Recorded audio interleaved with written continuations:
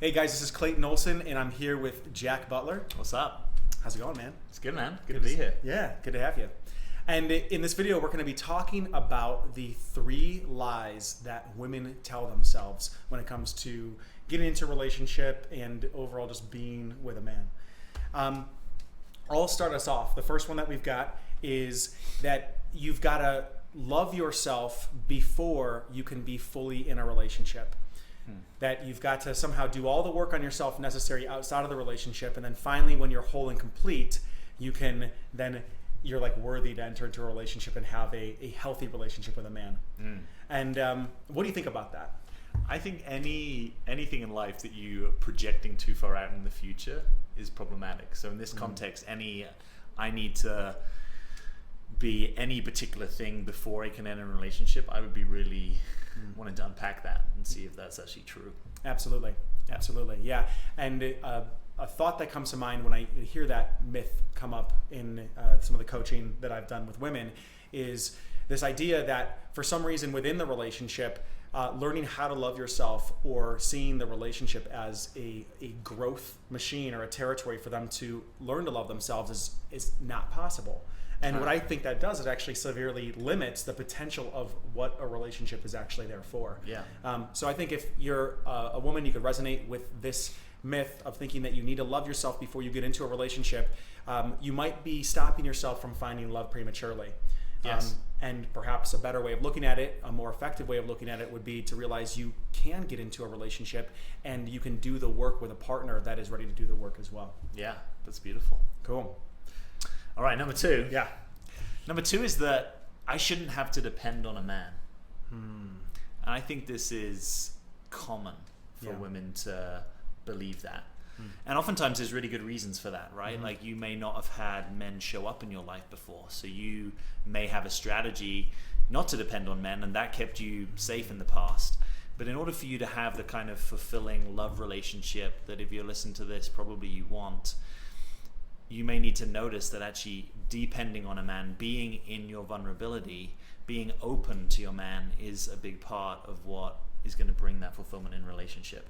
Yeah. So there's a certain kind of relationship that's possible where you don't depend on a man, but I don't think that's the full promise of relationship. It doesn't feel like your man is really getting to be your man, is getting to fully support you and have your back and in some ways take care of you. And that doesn't mean you need to be codependent with a man. Beautiful. So there are really good reasons not to be controlled by a man or not to fall into kind of collusion and dependence patterns, but actually to be interdependent with a man. That's, I think, what a lot of women want. That's so true. And what you're also saying is that it's completely okay for the man to be able to depend on her as well, with that word interdependence, right? So we're not saying that you need to depend on your man or to have a relationship with him and it's a one-way street. We're talking about 2 people coming together, being able to depend on each other, know that have each other's backs, because that's ultimately what allows you, I believe, to relax in certain places and grow more in others. Yeah, absolutely. Yeah, beautiful. And the third lie that stops women from being able to find the love that they want with men is that they think, if I'm different, if I'm better, younger, if he saw me as more valuable, if I had better communication skills, then maybe he would change. Maybe he would be different. And how I see this come out over and over again, time again, with people that I've worked with in the past, is going after men that are emotionally unavailable, or being in a relationship and taking too much responsibility for their partner's character, right? Yes. Thinking that if they were different, if they would change, that guy would somehow change his value system and communicate more or be more openly available and more connected to them. And that, what I unfortunately see it does is it keeps women in relationships that are only half alive. Yes. It causes them to settle repeatedly over and over again. Yes. Yeah. Yeah, it sounds like a form of disempowerment or maybe lower self-esteem to believe that there's something I have to shift here in order to make you be different. Because ultimately in relationship, a good recipe is, I don't want to change you. Yes. I want to support you. I want to open to the ways you want to change and be a good partner to that. But I'm not needing you to change in order for us to be in a relationship. Absolutely. Yeah. Yeah, that's great. And what I'm hearing as you're saying that is it really highlights the value of being able to have strong boundaries around codependency, around how much you're trying to save or fix your partner, or how much you're taking responsibility for within the relationship. I think being able to take responsibility for what you are doing in the relationship is very important, and that has to be tempered with firm boundaries around what's yours and possibly what's theirs. Right. Yeah, take radical responsibility for your experience first before you try to before your manipulate someone else's experience. experience. Your experience, your actions, your behaviors, but for how you showing up before you're trying to sort out what's going on over there. That's beautiful.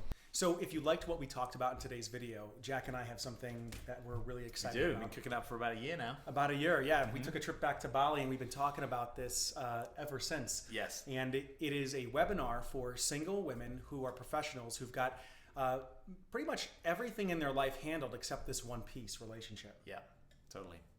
And in the webinar, our focus is really on giving you the most value we can in 1 hour together, and to look at the 3 biggest pieces that we commonly see between our coaching practices that prevent women from finding the fulfilling relationship that they're capable of. Absolutely. So if that's of interest to you, there's going to be a link below this video that you can click on, and there'll be multiple times that the webinar will be playing. So go ahead and click the link below, pick a time that works for you, and we look forward to seeing you there. Let's do it.